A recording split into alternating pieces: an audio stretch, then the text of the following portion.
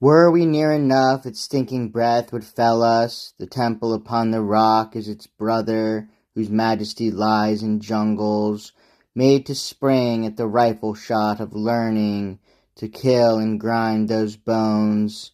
These terrible things they reflect, the snow falling into the water, part upon the rock, part in the dry weeds, and part into the water where it vanishes, its form no longer what it was.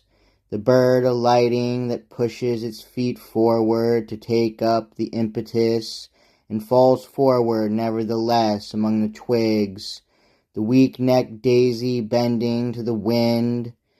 The sun winding the yellow bindweed about a bush. Worms and gnats, life under a stone. The pitiful snake with its mosaic skin and frantic tongue.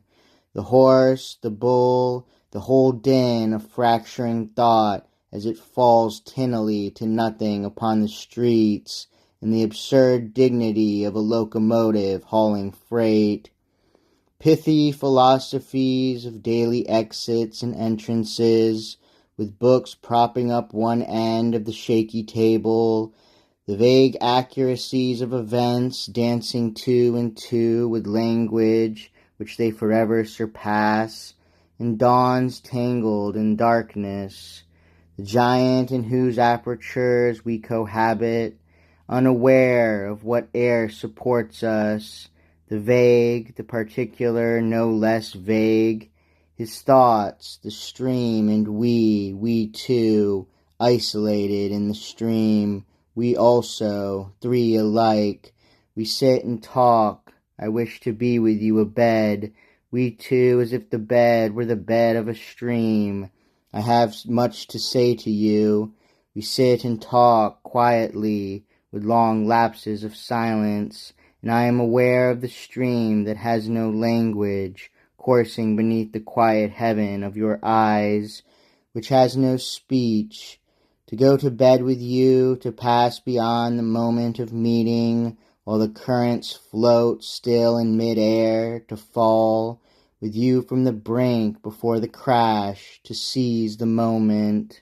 We sit and talk, sensing a little the rushing impact of the giant's violent torrent rolling over us a few moments. If I should demand it, as it has been demanded of others and given too swiftly, and you should consent, if you would consent. We sit and talk, and the silence speaks of the giants who have died in the past and have returned to those scenes unsatisfied, and who is not unsatisfied, the silent Singak, the rock shoulder emerging from the rocks, and the giants live again in your silence and unacknowledged desire.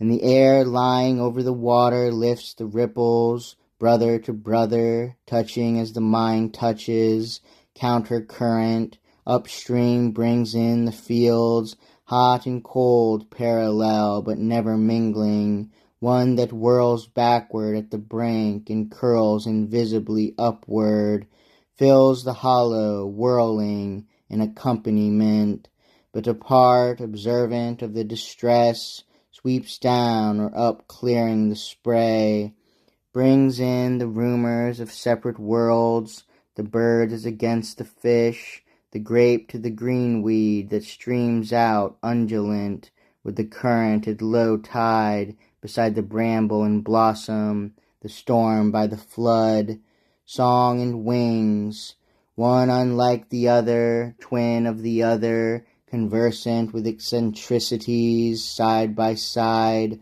bearing the water drops and snow, virgin, the water soothing the air when it drives in among the rocks fitfully, while at 10,000 feet, coming in over the somber mountains of Haiti, the landlocked bay back of Port-au-Prince, blue vitriol streaked with paler streams, shabby as loose hair badly dyed, like chemical waste mixed in, eating out the shores.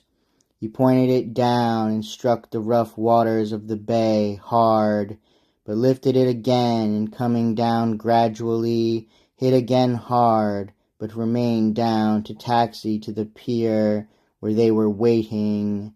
Thence Carlos had fled in the 70s, leaving the portraits of my grandparents, the furniture, the silver, even the meal hot upon the table before the revolutionists coming in at the far end of the street.